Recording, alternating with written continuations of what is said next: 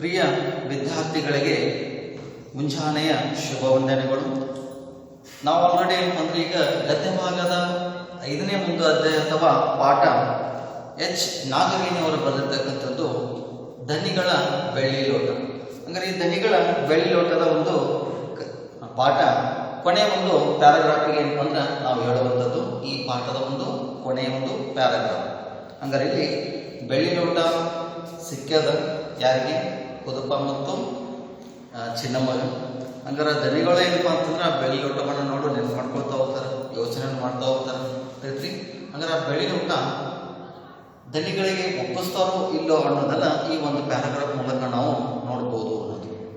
ಹಂಗಾರೆ ಇಲ್ಲಿ ನಿನ್ನೆ ಅಥವಾ ಹಿಂದಿನ ಕ್ಲಾಸ್ ಸ್ವಲ್ಪ ನೆನಪು ಮಾಡ್ಕೋತಾ ಆ ವಿಷಯವನ್ನು ಏನಪ್ಪ ಅಂದ್ರೆ ಮುಂದೆ ಹೇಳ್ತಾ ಹೋಗ್ತೀನಿ ಈ ಕೊನೆಯ ಒಂದು ಅಧ್ಯಾಯದ ಕೊನೆಯ ಪ್ಯಾರಾಗ್ರಾಫ್.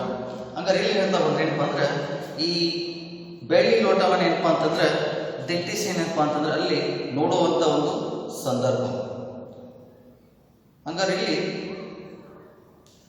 ಧನಿಗಳ ಒಂದು ಬೆಳ್ಳಿ ಲೋಟವೇನಪ್ಪ ಅಂತಂದ್ರೆ ದಿಟ್ಟಿಸಿ ನೋಡುವಂಥ ಸಂದರ್ಭ ಏನಪ್ಪ ಅಂದ್ರೆ ಹಂಗಾರೆ ಇಲ್ಲಿ ಈ ಚಿನ್ನಮ್ಮ ಏನು ಮಾಡ್ತಾ ಬಂತಂದ್ರೆ ಆ ಬೆಳ್ಳಿ ಲೋಟವನ್ನು ಏನು ಮಾಡ್ತಂದ್ರೆ ಅದನ್ನ ತಿರುಗಿಸಿ ಏನಪ್ಪ ಅಂತಂದ್ರೆ ನೋಡ್ತಾ ಏನಪ್ಪ ಅಂದ್ರೆ ಅದರ ಪರಿಚಯ ಏನಪ್ಪ ಅಂದ್ರೆ ಮಾಡ್ಕೊಂಡು ಅನ್ನೋದಂದ್ರೆ ಆ ಬೆಳ್ಳಿ ಲೋಟವನ್ನು. ಜೊತೆಗೆ ಏನಪ್ಪ ಅಂದ್ರೆ ಆ ಬೆಳ್ಳಿ ಲೋಟವನ್ನ ಅದೆಷ್ಟೋ ಸಾರಿ ಏನಪ್ಪ ಅಂದ್ರೆ ನೂರೆಕಾಯಿ ಅಂತಂದ್ರೆ ನಿಮ್ಗೆ ಹೇಳಿದ್ದೆ ನಾನು, ಅಂಟಳೊಳಕಾಯಿ. ಇದನ್ನ ತಲೆಗೂ ಉಪಯೋಗಿಸ್ಕೊಳ್ತಾ ಹೋಗ್ತಾರೆ, ಸ್ನಾನ ಮಾಡೋ ಹೊತ್ತಿಗೆ ಏನಪ್ಪ ಅಂದ್ರೆ ಇದನ್ನ ತಲೆಗೂ ಉಪಯೋಗಿಸ್ಕೊಳ್ತಾ ಹೋಗ್ತಾರೆ. ಜೊತೆಗೆ ಏನಪ್ಪ ಅಂದ್ರೆ ಈ ಬೆಳ್ಳಿ ಅಥವಾ ಬಂಗಾರದ ಆಭರಣಗಳನ್ನ ಸ್ವಚ್ಛ ಮಾಡ್ಲಿಕ್ಕೆ ಏನಪ್ಪ ಅಂದ್ರೆ ಈ ಅಂಟೊಳಕಾಯಿಗಳನ್ನ ಅದನ್ನ ಉಪಯೋಗಿಸ್ತಾರೆ ಅನ್ನೋದನ್ನ ನಿಮ್ಮ ಒಂದು ಪಾಠದಲ್ಲಿ ಆ ಶಬ್ದದ ಒಂದು ಅರ್ಥ ಇದೆ, ಅದು ಸ್ವಲ್ಪ ನೆನ್ಪಿಟ್ಕೊಳ್ತಾ ಹೋಗ್ರಿ. ಹಂಗಾರೆ ಅಲ್ಲಿ ಈ ರೀತಿ ಆ ಬೆಳ್ಳಿ ಲೋಟವನ್ನ ಅದೆಷ್ಟೋ ಸಾರಿ ಏನಪ್ಪ ಅಂತಂತಂದ್ರೆ ಮೀಸಿಲ್ಲ ಅಂದ್ರೇನು ಅದನ್ನ ಸ್ವಚ್ಛ ಮಾಡುವಂತ ಒಂದು ಸಂದರ್ಭವನ್ನು ಹೇಳ್ತಕ್ಕಂಥದ್ದು. ಅದ್ರ ಜೊತೆಗೆ ಅದರ ಒಂದು ಮೈ ಮೇಲೆ ಇರ್ತಕ್ಕಂಥ ಬೆಳ್ಳಿ ಲೋಟದ ಮೈ ಮೇಲೆ ಇರ್ತಕ್ಕಂಥ ಏನಪ್ಪ ಅಂದ್ರೆ ಆ ಬೆಳ್ಳಿ ಒಂದು ಚಂದ ಇದೆ ನೋಡ್ರಿ, ಅಂದ ತಿಳಿದ್ರಿ. ಆ ಅಂದವನ್ನ ಏನು ಅದೆಷ್ಟೋ ಬಾರಿ ಏನಪ್ಪ ಅಂತಂದ್ರೆ ಈ ಧನಿಯವರ ಒಂದು ಪತ್ನಿ ಏನಪ್ಪ ಅಂದ್ರೆ ಅದ್ರ ಬಗ್ಗೆ ಸಾಕಷ್ಟು ವರ್ಣನೆ ಮಾಡಿದ್ರಲ್ಲ ಅನ್ನೋ ಮಾತುಗಳನ್ನ ಇಲ್ಲಿ ಚಿನ್ನಮ್ಮ ಸ್ವಲ್ಪ ನೆನಪು ಮಾಡ್ಕೊಳ್ತದನ್ನ ಲೇಖಕರು ಹೇಳ್ತಾ ಹೋಗ್ತಾರೆ. ಅದ್ರ ಜೊತೆಗೆ ಹೌದು ಅದೇ ಹಂಗಾರೆ ಖಂಡದಲ್ಲಿ ಏನಪ್ಪ ಅಂದ್ರೆ ಬಿಟ್ಟಿರ್ತಕ್ಕಂಥ ಆ ಬಳ್ಳಿ ಹೌದ್ರಿ, ಆ ಚಂದ ಅಥವಾ ಅಂದವಾಗಿರ್ತಕ್ಕಂಥ ಆ ಲೋಟ ಚಿನ್ನಮ್ಮನಿಗೆ ಏನಪ್ಪ ಅಂದ್ರೆ ಆ ಲೋಟ ಅಥವಾ ಆ ಬೆಳ್ಳಿ ಲೋಟ ಏನಪ್ಪ ಅಂದ್ರೆ ನೋಡಿದೋ ಏನಪ್ಪ ಅಂದ್ರೆ ಅದು ಸಾಲ್ತಾನೆ ಇಲ್ಲ, ಮತ್ತೆ ಏನಪ್ಪ ಅಂದ್ರೆ ನೋಡಿದರು ಮತ್ತೆ ಒಳ್ಳೆ ನೋಡ್ಬೇಕು ಅನ್ನೋಷ್ಟು ಏನಪ್ಪ ಅಂದ್ರೆ ಆಕೆಗೆ ಆಸೆ ಆಗ್ತದೆ. ಯಾರಪ್ಪ ಅಂದ್ರೆ ಚಿನ್ನಮ್ಮಗ. ಹಂಗಾರೆ ಧನಿಗಳಿಗೆ ಏನಪ್ಪ ಅಂದ್ರೆ ಕಾಣುವಂತ ಏನಪ್ಪ ಅಂದ್ರೆ ಈಕೆ ಎತ್ತರಿಸಿ ಏನಪ್ಪ ಅಂದ್ರೆ ಆ ಬೆಳ್ಳಿ ಲೋಟವನ್ನ ತೋರಿಸ್ತಾ ಇದ್ದಾಳೆ ಹೌದ್ರಿ. ಹಂಗಾರೆ ಅಲ್ಲಿ ಹಿಡಿದು ನೋಡ್ತಾ ಇದ್ದಾಳೆ ಏನಪ್ಪ ಅಂತಂದ್ರೆ ಈ ಬೆಳ್ಳಿ ಲೋಟ ಹೆಂಗಿದೆ ಅನ್ನೋದನ್ನು. ಜೊತೆಗೆ ಏನಪ್ಪ ಅಂದ್ರೆ ಕುದುಪನ ಏನಪ್ಪ ಅಂದ್ರೆ ಆ ಬೆಳ್ಳಿ ಲೋಟ ಏನಪ್ಪ ಅಂದ್ರೆ ನೋಡ್ತಾ ಅದನ್ನು ಗಮನಿಸ್ತಾ ಇದ್ದಾನೆ, ಲಕ್ಷ್ಯ ಅಲ್ಲಿದೆ. ಅದ್ರ ಜೊತೆಗೆ ಏನಪ್ಪ ಅಂದ್ರೆ ಆತನಿಗೆ ಆ ಬೆಳ್ಳಿ ಲೋಟ ದರ್ಶನವಾದೊಡನೆ ಕಂಡ ತಕ್ಷಣ ಅವನಿಗೆ ಈ ಬಿಸಿಲಿಂದ ಏನು ಕೆಲಸ ಮಾಡ್ತಾ ಇದ್ದಾನ ಅಲ್ಲಿ ಹೌದ್ರಿ. ಮೊದಲ ಬಿಸಿಲಿಂದ ಏನಪ್ಪ ಅಂದ್ರೆ ಜೀವ ಕಳ್ಕೊಂಡಿರ್ತಕ್ಕಂಥ ಈ ಕುದುಪನಿಗೆ ಅವನ ದೇಹಕ್ಕೆ ಜೊತೆಗೆ ಏನಪ್ಪ ಅಂತಂದ್ರೆ ಅವನಿಗೆ ಹೊಸ ಒಂದು ಚೈತನ್ಯವನ್ನು ಏನಪ್ಪ ಅಂತಂದ್ರೆ ಅಲ್ಲೇ ಬಂದಂತ ಏನಂದ್ರೆ ಬೆಳ್ಳಿ ಲೋಟದಿಂದ ಏನೇನು ಅವಾಂತರಗಳಾದವು ಯಾರಿಗೆ? ಕುದುಪ ಮತ್ತು ಚಿನ್ನಮ್ಮನ ಒಂದು ಕುಟುಂಬಕ್ಕೆ ಹೌದ್ರಿ.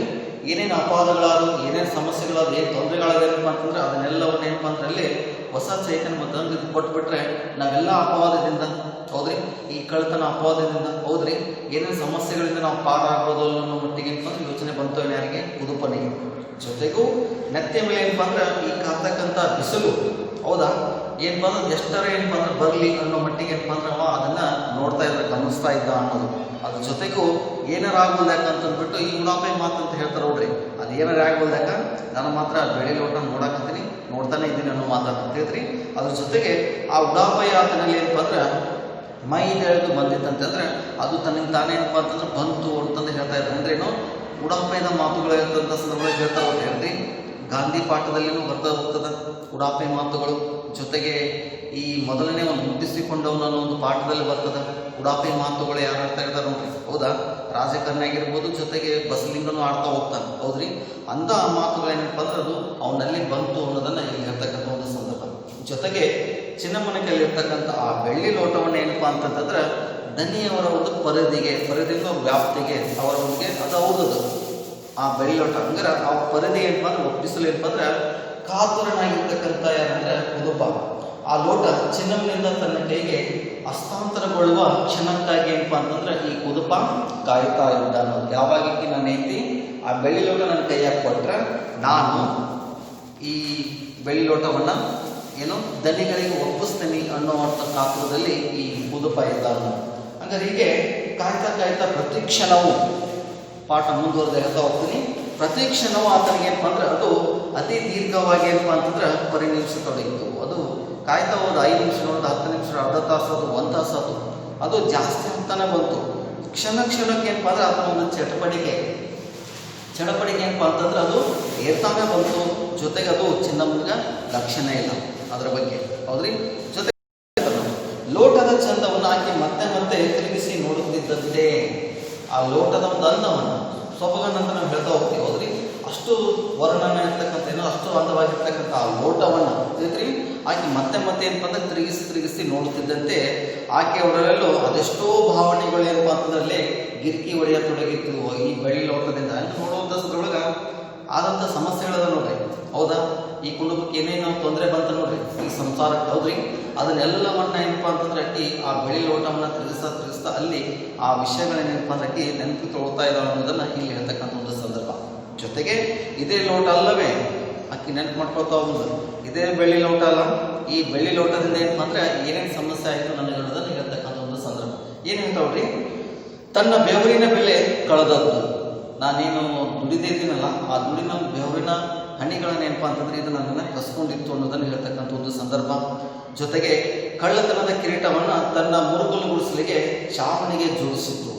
ನನ್ನ ಮನೆಗೂ ಜೊತೆ ನನ್ನ ಗುಡಿಸಲಿಕ್ಕೂ ಅಂತ ನನ್ನ ಮನೆತನಕ್ಕೂ ಈ ಬೆಳ್ಳಿ ಲೋಟ ಕಳ್ಳತನದ ಬಗ್ಗೆ ಏನಪ್ಪ ಅಂದ್ರೆ ಅಪ್ಪ ಅದನ್ನು ಕೊಟ್ಟಿದ್ದು ಅನ್ನೋದನ್ನು ಇಲ್ಲಿ ಯಾರೋ ಚಿನ್ನಮ್ಮ ನೆನಪಿಸ್ಕೊಳ್ತಾ ಇದ್ದಾಳೆ. ಆ ಬೆಳ್ಳಿ ಲೋಟವನ್ನು ನೋಡ್ತಾನೆ ತಿರುಗಿಸ್ತಾ, ಹೌದ್ರಿ.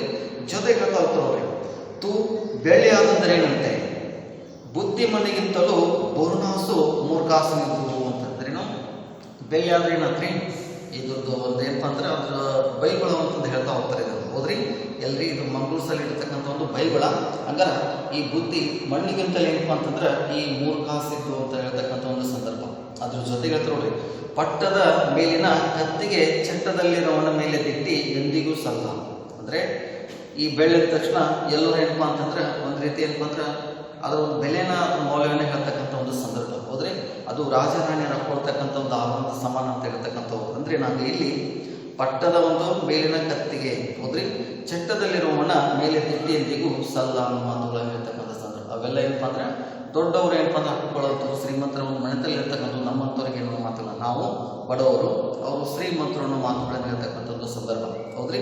ಜೊತೆಗೆ ಏನಪ್ಪ ಅಂತಂದ್ರೆ ಅದು ನಮ್ಮಂಥವ್ರಿಗೆ ಅಲ್ಲ ಅನ್ನೋ ಮಾತುಗಳನ್ನು ಹೇಳ್ತಕ್ಕಂಥ ಒಂದು ಸಂದರ್ಭ ಇದೆ, ಹೌದ್ರಿ. ಬಡವರಿಗೆ ಇಂಥವೆಲ್ಲ ತಗೊಳ್ಳಿಕ್ಕೆ ಆಗಲಾರ್ದು, ಹೌದ್ರಿ. ಅಂತ ಒಂದು ಮಾತುಗಳನ್ನು ಇಲ್ಲಿ ಹೇಳ್ತಕ್ಕಂಥ ಒಂದು ಸಂದರ್ಭ. ಜಾತಿ ಹಾವಿಗೆ ಹಾಕಿ ಎರೆ ಉಳಿಯದಂತೆ ಹೆಸರು ಕೆದಕುವ ಕೆಲಸ. ಹಂಗಾರೆ ಇಲ್ಲಿ ಅದನ್ನು ತೊಗೊಂಡ್ಬಿಟ್ಟು ಏನಪ್ಪ ಅಂದ್ರೆ ನಮಗಂತೂ ಆಗೋದಿಲ್ಲ ಅಂತ ಒಂದು ನಾವೇನಪ್ಪ ಅಂದ್ರೆ ದುಡಿತದಿಂದ ಜೀವನ ಮಾಡ್ತಕ್ಕಂಥದ್ದು, ಹೌದ್ರಿ. ಹಂಗಾರೆ ಅಂಥವೆಲ್ಲ ತೊಗೊಳ್ಳೋರು ಏನಪ್ಪ ಅಂದ್ರೆ ದೊಡ್ಡ ಏನು ಶ್ರೀಮಂತರು ಅಂತಂದಾಗ ಅಲ್ಲಿ ಸ್ವಲ್ಪ ಜಾತೀಯತೆ ಬರ್ತಾ ಇರ್ತಾ ಹೋಗ್ತಾರೆ. ನಾವೆಲ್ಲ ಸಣ್ಣ ಹುಡುಗರು ಅನ್ನೋ ಮಾತುಗಳನ್ನು ಹೇಳ್ತಕ್ಕಂಥ ಸಂದರ್ಭ. ಅಂದ್ರೇನು ಅಂತ ಒಂದು ಕೆದಕುವ ಕೆಲಸ ನಮಗೆ ಹಾಕ ಅನ್ನೋ ಮಾತುಗಳನ್ನು ಹೇಳ್ತಕ್ಕಂಥ ಒಂದು ಸಂದರ್ಭ.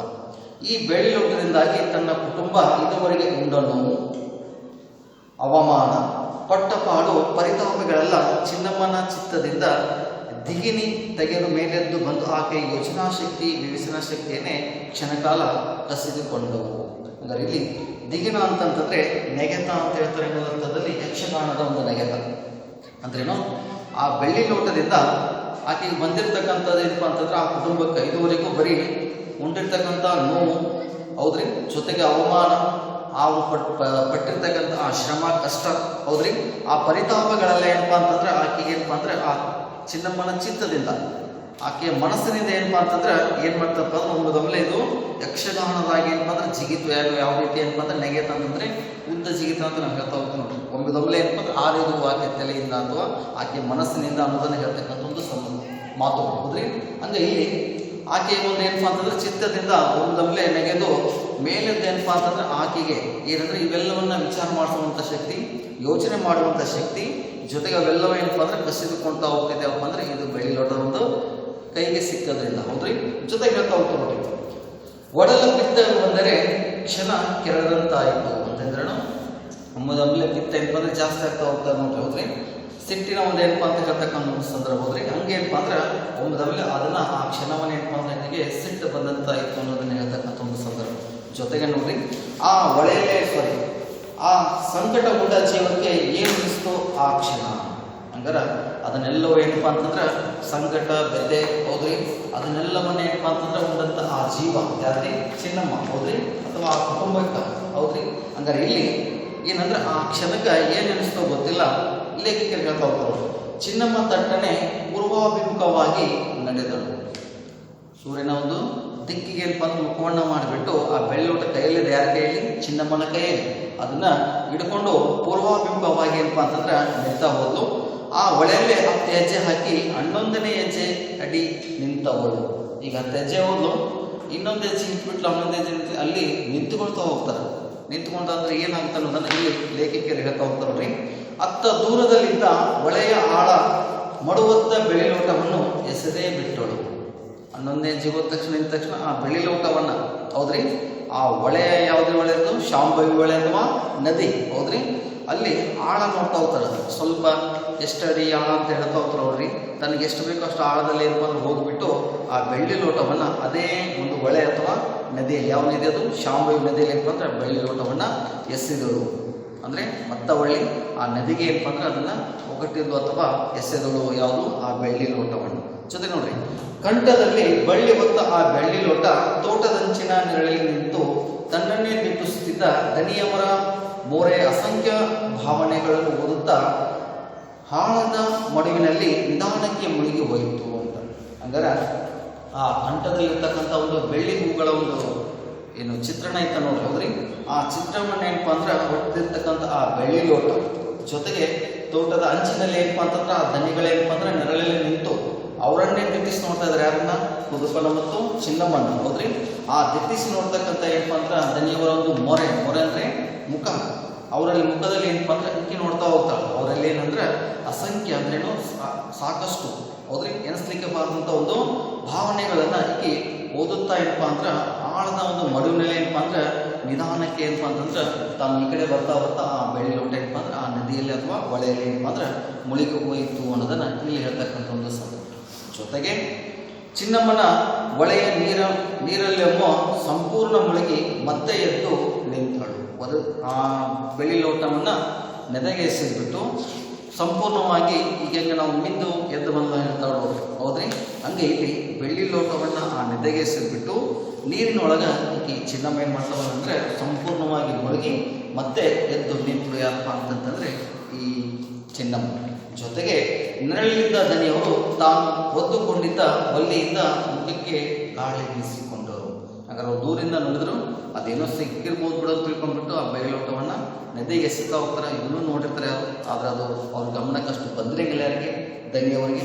ಹಂಗಾರಲ್ಲಿ ಆ ನೆರಳಲ್ಲಿರ್ತಕ್ಕಂಥ ದನಿಯವರು ತಾವು ಹಾಕ್ಕೊಂಡಿರ್ತಕ್ಕಂಥ ಒಂದು ಒಲ್ಲಿ ಅಂತ ಹೇಳ್ತಾ ಹೋದ್ರೆ ಒಲ್ಲಿ ಅಂತಂದ್ರೆ ಉತ್ತರಿ ಅಥವಾ ಬಳ್ಳಿ ತಾವು ಹಾಕ್ಕೊಂಡಿರ್ತಕ್ಕಂಥ ಒಲ್ಲಿಯಿಂದ ಏನು ಮಾಡ್ತಾರೆ ಅಂತಂದ್ರೆ ತಲೆ ಮೇಲೆ ಬಿಸಿಲು ಬಂದ ತಕ್ಷಣ ಅಲ್ಲಿರ್ತಕ್ಕಂಥ ಹೂಗಳಿಂದ ಸ್ವಲ್ಪ ನೆರಳು ಮಾಡ್ಕೊಳ್ಳಿಕ್ಕೆ ತಲೆ ಮೇಲೆ ಹಿಂಗೆ ಇಟ್ಕೊಂಡಾಗುತ್ತೆ ಹೌದ್ರಿ. ಹಂಗೆ ಆ ಒಲಿಯಿಂದ ತಾವು ಮುಖಕ್ಕೆ ಏನು ಬಂದ ಗಾಳಿಯನ್ನು ಬೀಸ್ತೋದ್ರೇನು ಅವರೆಲ್ಲ ಗಮನ ಇಲ್ಲಿತ್ತು. ಬಟ್ ಅವ್ರು ಏನು ಮಾಡ್ತಾ ಇದ್ರು ಸ್ವಲ್ಪ ಏನಪ್ಪ ಅಂದ್ರೆ ಅವರು ನೋಡ್ತಾ ಇದ್ರು. ಮತ್ತೆ ಏನಪ್ಪ ಅಂದ್ರೆ ಆ ಒಂದು ಸಿಚುವೇಶನ್ ಅಂತ ನಾವು ಹೇಳ್ತಾ ಹೋಗ್ತೀವಿ ಹೌದ್ರಿ. ಅಷ್ಟು ಗಮನವನ್ನು ಕೊಡ್ತಾ ಇದ್ರು ಏನಪ್ಪ ಅಂತಂದ್ರೆ ಆ ಬೆಳ್ಳಿ ಲೋಟವನ್ನು. ಇದರಿಂದ ಸಾಕಷ್ಟು ತೊಂದರೆಯನ್ನು ಅನುಭವಿಸಿದಂಥ ಈ ಕುಟುಂಬ ನಮಗೆ ಮತ್ತಷ್ಟು ತೊಂದರೆ ಕೊಡ್ತಾ ಹೋಗ್ತೈತಿ. ಸಿಕ್ಕ ತಕ್ಷಣ ಮತ್ತೆ ಕಳೆದು ಹೋಗ್ಬೇಕು, ಮತ್ತೆ ಮಾಡಬೇಕು, ಮತ್ತೆ ತೊಂದರೆ ಬೇಡ ಅಂತ ಅಂದ್ಬಿಟ್ಟು ಇಡೀ ಅದು ಆ ಬೆಳ್ಳಿ ಲೋಟವನ್ನು ಪುನಃ ಏನು ಮಾಡ್ತಾ ಹೋಗ್ತಾ ಇದ್ದಿ ಚಿನ್ನಮ್ಮ ಆ ನದಿಯಲ್ಲಿ ಏನಪ್ಪ ಅಂದ್ರೆ ಎಸೆದು ಬಿಟ್ಟು ಅಂದ್ರೇನು ನಮ್ಮ ಇದರಿಂದ ಏನಪ್ಪ ಅಂದ್ರೆ ಮುಕ್ತಳಾಗ್ತಾ ಹೋಗ್ತೀವಿ ಅಂತಂದ್ರೆ ಆಲ್ರೆಡಿ ಏನಂದ್ರೆ ನಾವು ದುಡಿತಾನೇ ಇದ್ದೀವಿ. ದುಡಿದು ನಾವು ನಮ್ಮದೇ ಆದಂಥ ಸಮಸ್ಯೆನ ನಾವೇ ಪರಿಹಾರ ಕೊಂಡ್ಕೊಳ್ತೀವಿ. ಇದರಿಂದ ಮತ್ತಷ್ಟು ಸಮಸ್ಯೆಗಳು ತರಿಸೋದು ಬೇಡ ಅಂತ ಅಂದ್ಬಿಟ್ಟು ಇದು ನದಿಗೆ ಹೋಗಿದ್ದು, ಇದು ನದಿ ಒಳಗೆ ಹೋಗಲಿ ಅಂತಂದ್ಬಿಟ್ಟು ಈ ರೀತಿ ಏನಪ್ಪ ಅಂದ್ರೆ ಬೆಳ್ಳಿ ಲೋಟವನ್ನು ಈ ಚಿನ್ನಮ್ಮ ಈ ಅಪವಾದಗಳನ್ನು ತರಬಾರ್ದು ಅಂತಂದ್ಬಿಟ್ಟು ಆ ಬೆಳ್ಳಿ ಲೋಟವನ್ನು ನದಿಗೆ ಎಸಿಸ್ತಾ ಹೋಗ್ತಾರೆ. ಅಂದ್ರೇನು ಇಲ್ಲಿ ಈ ಪಾಠದಿಂದ ಏನಪ್ಪ ಅಂತಂದ್ರೆ ಒಂದು ಕ್ಷಣ ಏನಪ್ಪ ಅಂತಂದ್ರೆ ನಮ್ಗೆ ಮನುಷ್ಯನ ಏನಪ್ಪ ಅಂತಂದ್ರೆ ಭಾವನೆಗಳನ್ನು ಏನಪ್ಪ ಅಂತಂದ್ರೆ ಈ ಒಳಗೆ ಏನಪ್ಪ ಅಂದ್ರೆ ಇರುವಂತೆ ಒಳ್ಳೆಯ ಪಾತ್ರವನ್ನು ಏನಪ್ಪ ಅಂದ್ರೆ ಸಕ್ರಿಯವಾಗಿ ಏನಪ್ಪ ಅಂದ್ರೆ ಲೇಖಕಿಯರು ಅದ್ರ ಜೊತೆಗೆ ಹೌದ್ರಿ. ಹಂಗಾರೆ ಅಲ್ಲಿ ಈ ನಿರ್ಗತಿಕರ ಒಂದು ಅಸಹಾಯಕತೆ ಜೊತೆಗೆ ಏನಪ್ಪ ಅಂತಂದ್ರೆ ಅವ್ರಿಗಾಗಿ ಆಗ್ತಕ್ಕಂಥ ಅನ್ಯಾಯಗಳನ್ನು ತಿಳ್ರಿ ಯಾವ ರೀತಿ ಆಗ್ಬೇಕು ಅನ್ನೋದನ್ನು ತಮ್ಮ ಪಾಠದ ಮೂಲಕ ಏನಪ್ಪ ಅಂತಂದ್ರೆ ಭಾಳಷ್ಟು ಏನಂದ್ರೆ ಏನೋ ಹೃದಯಂಗಮವಾಗಿ ಏನಪ್ಪ ಅಂದ್ರೆ ನಿರೂಪಿಸಿದಂಥ ಒಂದು ಕಥೆ ಯಾವಪ್ಪ ಅಂದರೆ ಈ ಧನಿಗಳ ಒಂದು ಬೆಳ್ಳಿ ಲೋಟ, ಅದನ್ನು ಬರೆದವರು ಎಚ್ ನಾಗೇಂದ್ರ. ಇದು ನಿಮ್ಮ ಒಂದು ಈ ದಿನ ಈ ಪಾಠದ ಒಂದು ಕೊನೆಯ ಒಂದು ಭಾಗ. ಇಲ್ಲಿಗೆ ಈ ಒಂದು ಪಾಠ ಮುಕ್ತಾಯವಾಗ್ತದೆ.